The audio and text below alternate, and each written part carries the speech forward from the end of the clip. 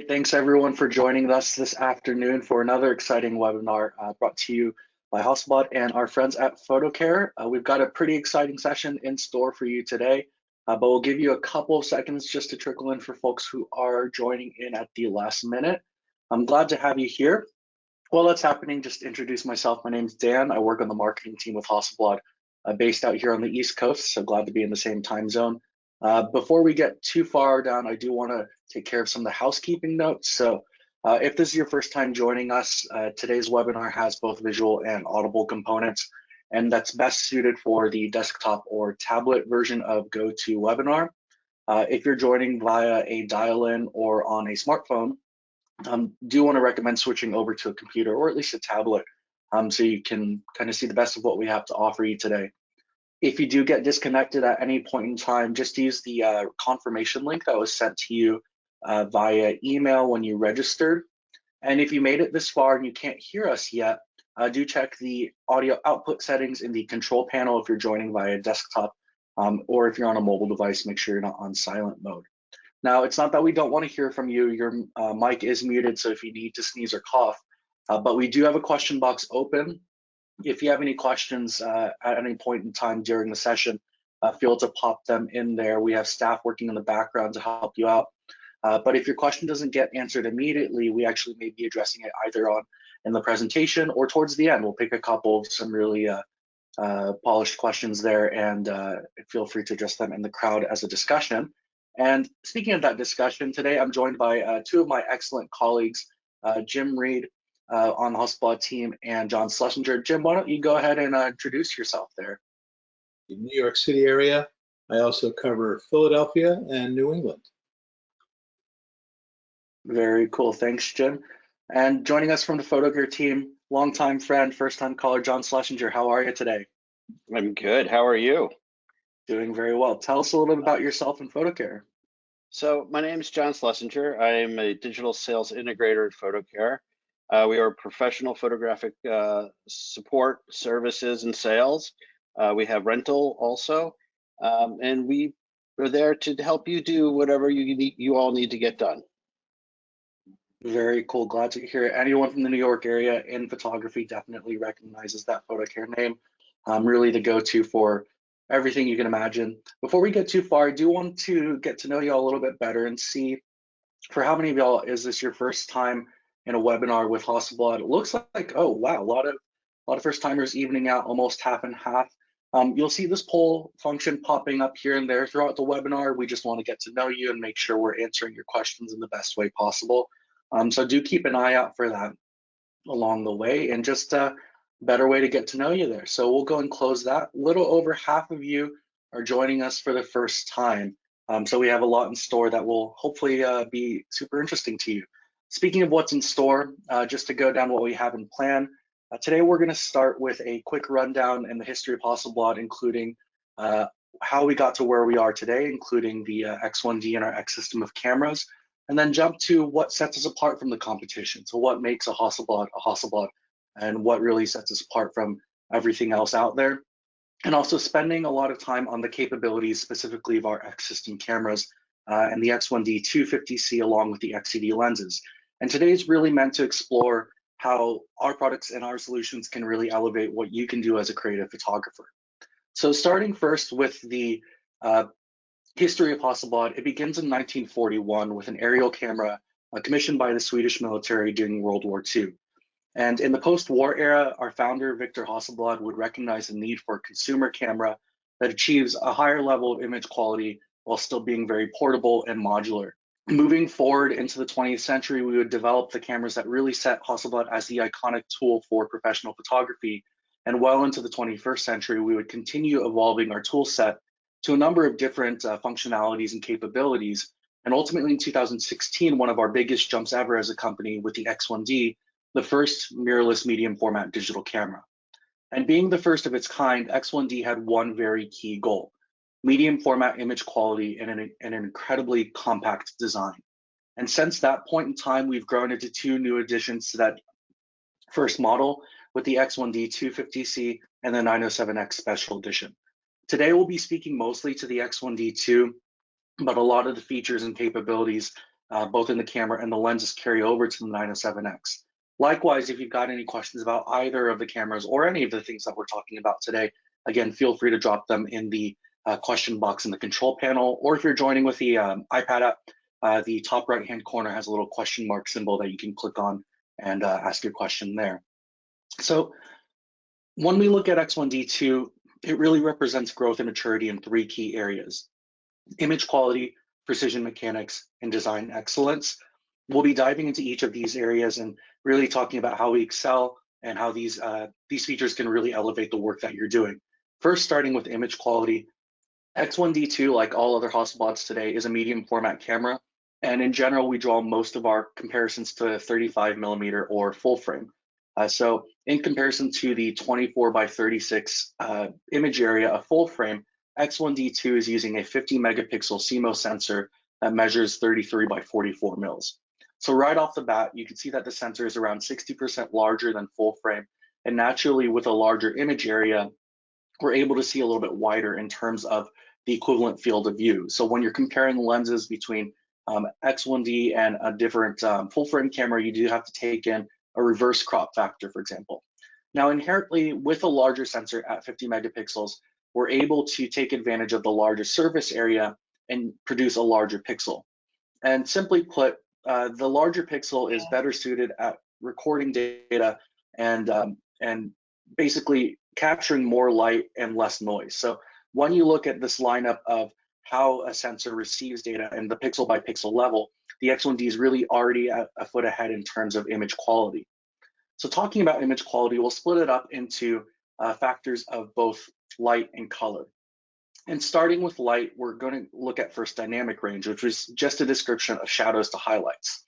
So with most full frame cameras in dynamic range, you'll typically find that it's 10 to 12 stops from the darkest area to the brightest area of the image. Now, what's really fantastic about the Hasselblad X1D2 and a lot of the technologies that we have in play is that the average stop exposure of dynamic range is around 14 stops from the darkest part of the image to the brightest part of the image.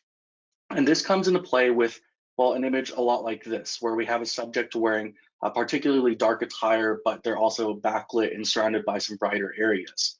Now, what's really cool about the expanded dynamic range that happens natively at the sensor level is that we're able to still discern detail in the darkest and brightest parts of the image.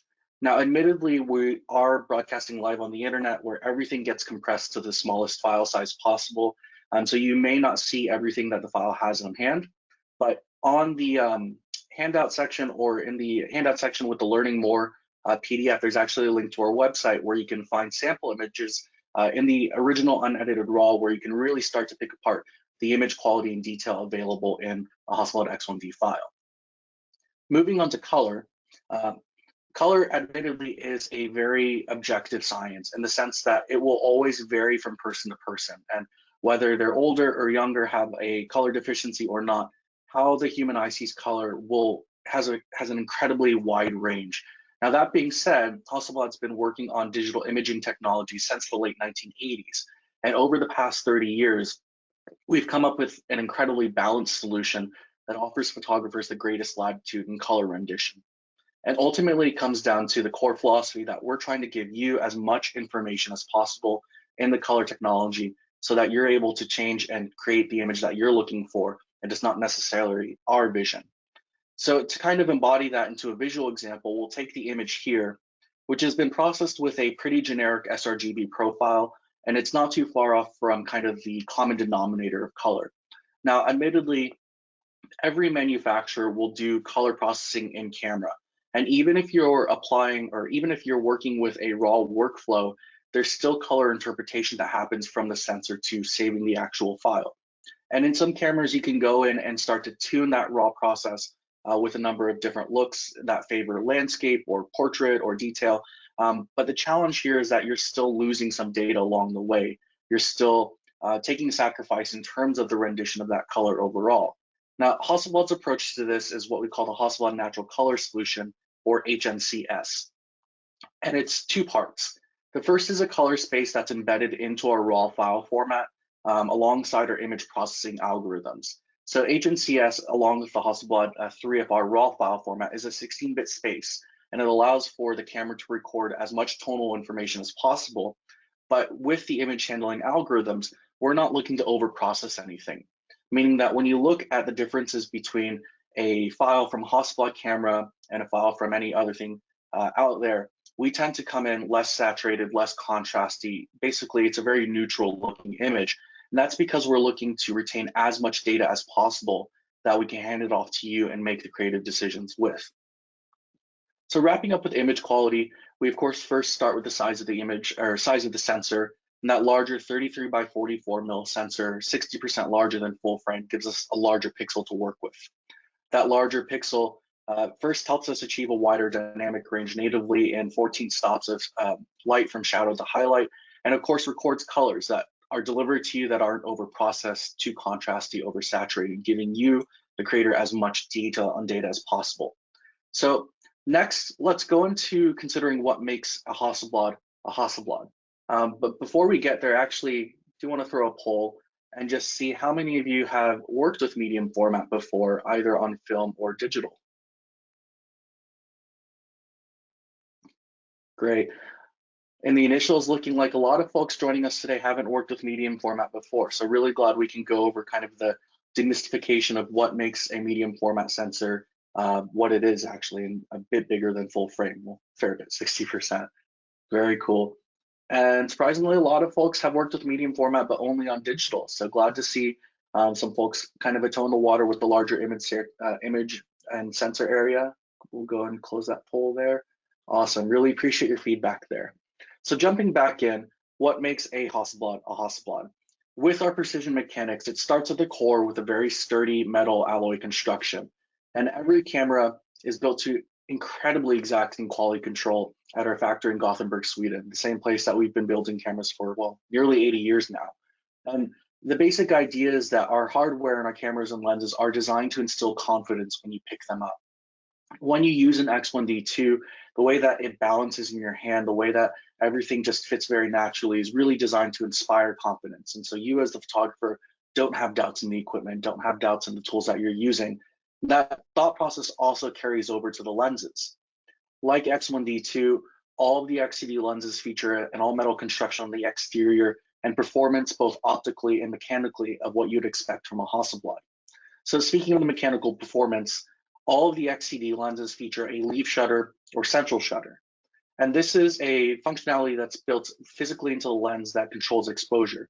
So where most cameras use a focal plane shutter with a mechanism built into the camera body, the leaf shutter being built into the lens actually gives us a number of key advantages. Firstly, by having the shutter and lens, we save a fair bit of space in the camera body, allowing for a really well-balanced system. And by doing this, we're shifting the weight into the lens, but neither is front heavy nor back heavy when you use the XCD lenses. The next is the level of accuracy that we've come to expect from a leaf shutter. The overall fundamental design of a leaf shutter has been in use for, well, almost 100 years and well beyond that with some manufacturers. And it is the technology that we rely on for all Hasselblad lenses produced today. So by being more mechanically reliable, your image consistency from shot to shot is much tighter. And so the overall professional level built in the lenses is much higher than what you'd expect with other lenses out on the market. And finally, we have exposure flexibility. And this is a functionality that really comes into play when you're working with flash. So as an example here, we have an image that was exposed with a typical flash exposure outdoors. And as focal plane cameras have an upper limit of when they can sync with flash, this was shot at 1/125th of a second f/16. And because we're at a 1/125th of a second, we're losing the sky.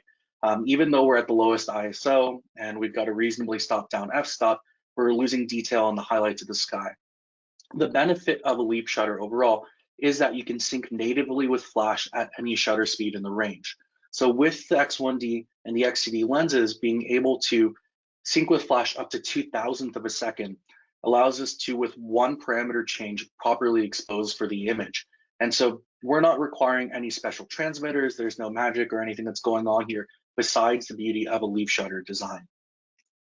And for all the lenses in the X system, from 21 millimeters at the widest to 230 millimeters at the telephoto option, they all carry forward that degree of exacting quality and the build and the tolerances and really a professional grade of lens design when it comes to the optical solutions.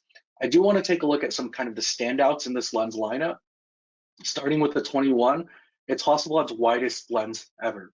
So at about a 17mm field of view, it's inherently well suited for interior work, architectural work, when you're kind of confined to a tight space, but you need to create the feeling of kind of a larger area.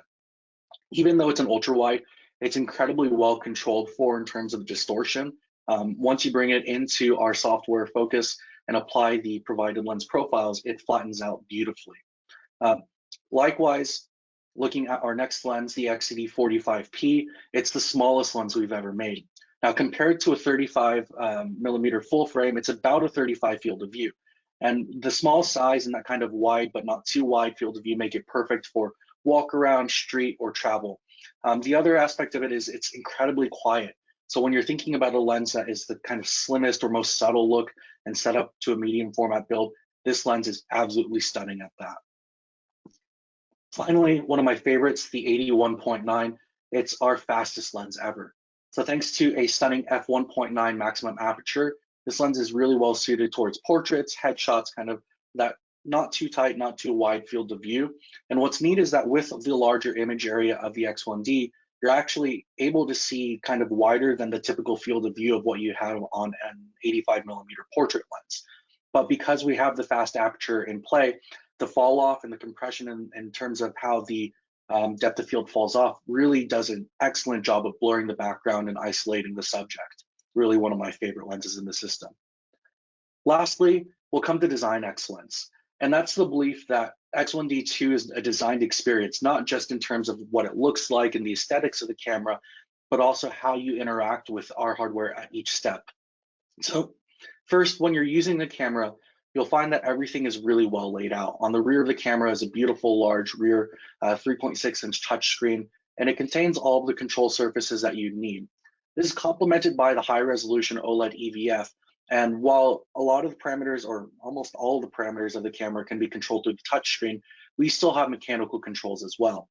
So front and rear command dials, along with the buttons to the right of the control screen, give you the flexibility. So whether you prefer working on the large touchscreen, or you just like mechanical buttons and dials, or if you're wearing gloves, is a great time, you still have the ability to really easily navigate this camera.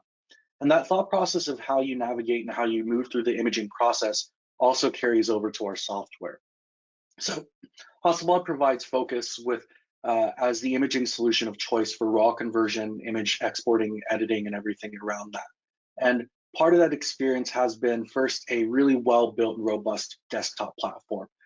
With software that's built for Mac and PC, it's kind of been our top solution in terms of getting everything out of the image quality that you can with X1D.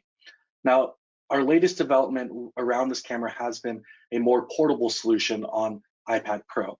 So Focus Mobile 2 is really combining the capabilities of desktop class editing, tethering, and file handling, and gives it a more portable approach by being incredibly compact and lightweight. So when you're looking at a travel kit in terms of a camera and a device to handle the images, there's really nothing else out there like X1D2 and iPad Pro. We actually have a couple events coming up that really go into a deep dive of what you can do with Focus Mobile 2 and our iPad editing software.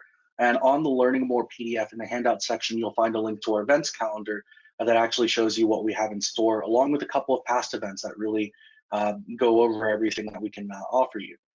Now, I've been talking for a second, so I do want to bring back my colleague Jim to help summarize what we've gone over today. So Jim, if you don't mind, we'll bring you in back there.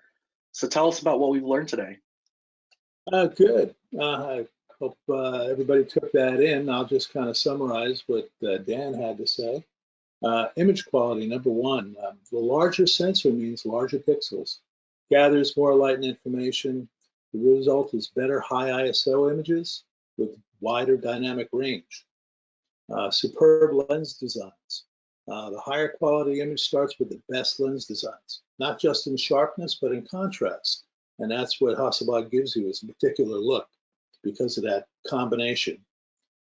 Natural color solutions. Same sensor as some of the other manufacturers out there with medium format cameras. But with our natural color engine and the Hasselblad natural color solution, we're able to process the information with more accurate color, especially for skin tones and for fabrics. Precision mechanics has impeccable handling. When we designed the X1D, we asked more than 60 professional photographers what they wanted to see in a new camera design. The first X1D and the new X1D2 camera are continuously improved with features and firmware updates easily performed by the owner. The latest being focus bracketing on the version 1, with it coming to the second version coming soon. Cutting edge optical design. From the fastest medium format lens, the 81.9, to our 35 to 75 zoom that performs like prime lenses, and our new 45mm P compact lens, Hasselblad optics are some of the finest lenses available today. Shutter system. With the Leaf shutter system that's electronically controlled, the flash sync capabilities of up to 1/2000th of a second enables the photographer for total control over ambient light with flash exposures, especially outdoors, when using any manufacturer's flash equipment at the highest flash outputs. No use for a high-speed sync. Each lens having their own shutter enables the camera design also to be slimmer and sleeker, eliminating focal plane shutter that others use. Thoughtful design. I mean, the X1D is impeccable handling.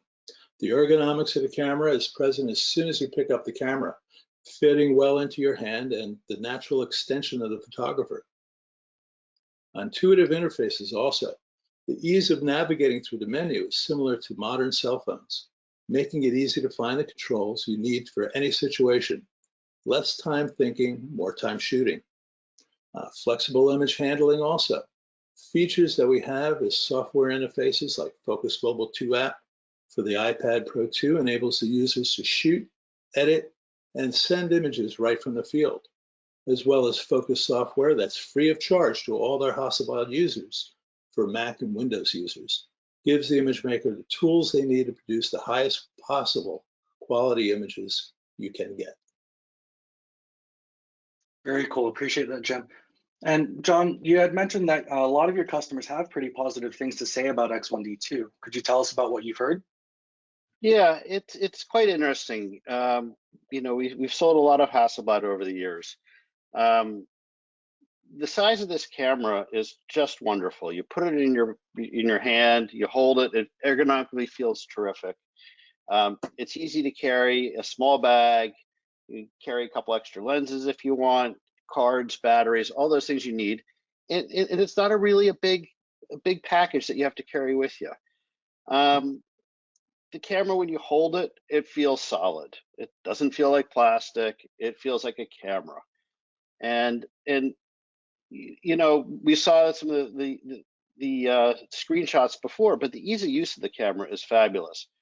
If you know how to use your iPhone or even your Android phone, with this swipe, the touch, the pinch, all these things are in the back of this camera, and it just works with you. Which is really nice. Also, you know, I've seen a lot of files over the years. Hasselblad files are one of my favorite. The transition in tones are beautiful. The colors are beautiful.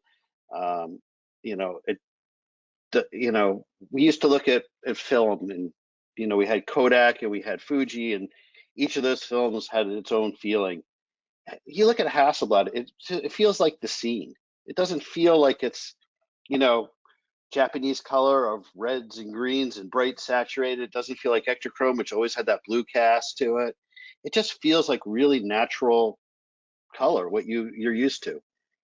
And the software is flexible. The Hasselblad Focus software, you can actually process other camera types, file types in it. If I want to use this with Lightroom, if I want to use this, you know, with a number of other things, I can. And so I have a lot of latitude with the camera, and it really works with me the way I want to work, as opposed to it dictating to me the way it wants to work.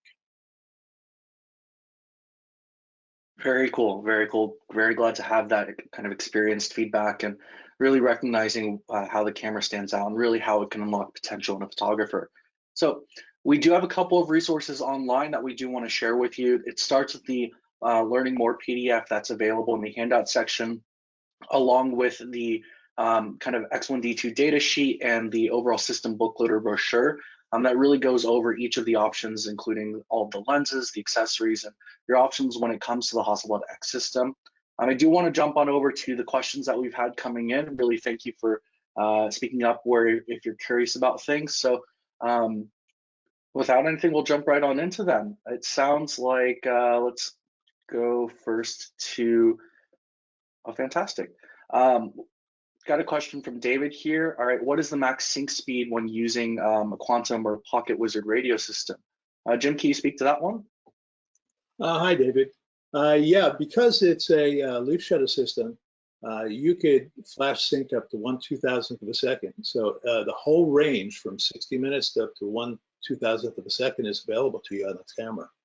So outdoor photography, using flash, even if you want to put it in manual and put it in full power, you overcome the sun.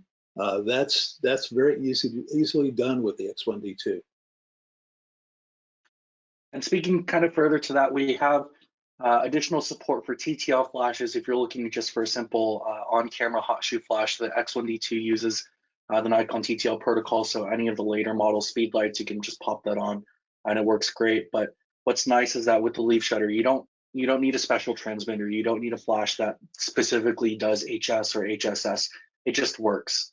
And I mean, cameras for the last 60, 70 years have used the same technology and it really just works. I have another question here about when we expect a video for the X1D2. I'll bounce that over to you, Jim. Oh, switching to me again? Okay. Well, the X1D1 had the video, and we are currently working on the video portion of the X1D2, and hopefully we'll see it much sooner than later. Very cool, very cool. Looks like we have a question about focus stacking as well, that you mentioned the bracketing function, and that's probably one thing to clarify. Focus bracketing versus focus stacking. What's the difference there, Jim? Focus bracketing and focus stacking is essentially the same thing. We take a number of different images at different focal points, focusing points, and then those images are taken into a secondary software like Photoshop or Helicon software to produce a fully focused image from front to back. The X1D currently right now has the focus bracketing capability, and soon the X1D2 will have it as well. Very cool. And do you have a question from Mark about Live View and using the Focus Mobile 2 app? What information do we have there? Focus Mobile 2, they are working on the Live View app, Live View portion of that. So hopefully we'll see that soon as well. Very cool. Lori's got a question about the custom buttons here. So it looks like she's curious about how to use the X button on the back as a custom button to do magnification. To clarify, so on the X1D2, I've got one here with me, you can custom set the front depth of field preview button along with these top two ISO and autofocus manual focus buttons. And those three are the ones that can be customized to do a huge list of shortcuts like toggling Wi-Fi, image magnification, turning on focus peaking, doing an instant image preview.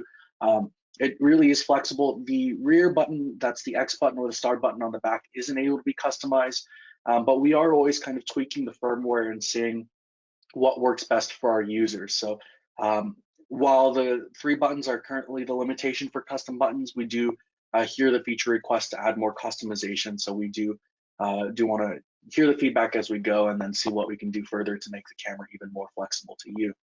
Have a question from Alex about ISO range. Jim, what's the ISO range and how's the noise performance? Well, number one, noise performance is excellent, especially at the higher ISO ranges because of that larger sensor and the larger pixels that we have.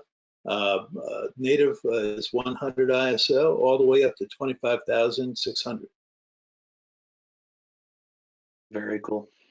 And I have a question about using older lenses. So using V system lenses on the X1D, what are my options? We have a V-System adapter as well as an H and X-Pan adapters coming directly from Hasselblad. So you could use your V-System cameras in manual mode, and with the focus peaking capability in the camera, it makes it quite easy to manually focus those images right through your viewfinder. There are other third-party adapters that are available for different lenses. The only caveat is that the sensor is larger, so it's 44 by 33. It's larger, 50% larger than a 35 millimeter DSLR. So you have to be careful of how it vignettes. Gotcha. All right, I have a question from Ted here. He's a regular, well, it's okay, like a shooter, and very much in the 35 mil world, but he's looking at the X1D. What would you recommend as a kind of same or similar lens setup to camera in a 35? John, you've seen a fair bit of Leica combos, but what do you recommend here? Well, I've actually even used some Leica R lenses on this camera before, so that was actually kind of fun. You know, the 63 or the 65 is the normal lens. On this, the sizes of the sensor are slightly different shape than your 35 millimeter full frame sensors, but the area that it covers is fairly similar. So, you know, it really depends on what you're shooting and what you like, and being able to, you know, choose your lenses. There is quite a large variety. So you shouldn't have any trouble figuring out which ones you like based on what you've already had. Gotcha, very cool. I have a question from Brian, how you can convert his 65 mil to a 130 mil. Not sure if you mean trading it in or a teleconverter. As far as teleconverters go, there's not an option for the 65 at the moment. We do offer one teleconverter in the XCD line that's really built or dedicated to the 135 2.8. So that allows you to go from 135 2.8 to 230 f 4.8. But it's only really built for the 135. It physically won't fit with the 65. But if you're looking to trade in a lens or swap it over, I'd actually bounce it over to my friend John. Well, we it depends on what the lenses are and what you have. You know, we don't do a lot of trade-ins with the Hasselblad systems. We do have some ways of moving other equipment. We have consignment sales that we can do over through the store. And depending on what it is, we also have some third-party people who purchase from us, and we can apply that back to the purchase of a new lens. Very cool. Glad to hear there's a case-by-case solution to it. Fantastic. Well, we have a couple of great questions left. Feel free to drop in there in the last few minutes if you have any. I have one from Paul about how long the batteries can stay in camera and still start up with the X1D2. With the batteries installed in the camera, you can typically go for about 3 or 4 days with partial drain. While the camera is off, there's always kind of sipping of power. We recommend that if it's long term, you can keep the battery out of the camera. It's not a bad option there. And then if you're traveling or you're worried about staying charged, a great option is our dual battery charger. It plugs in over USB Type-C, comes with a C to A cable and power supply, but means that you can basically charge 2 batteries with a battery bank, with a car, you know, cigarette plug outlet sort of situation. But the camera charges over USB Type-C, so a ton of flexibility just in terms of if it's in your bag, you just want to top it off, plug one end into the camera, plug the other end into a battery bank, and you are good to go.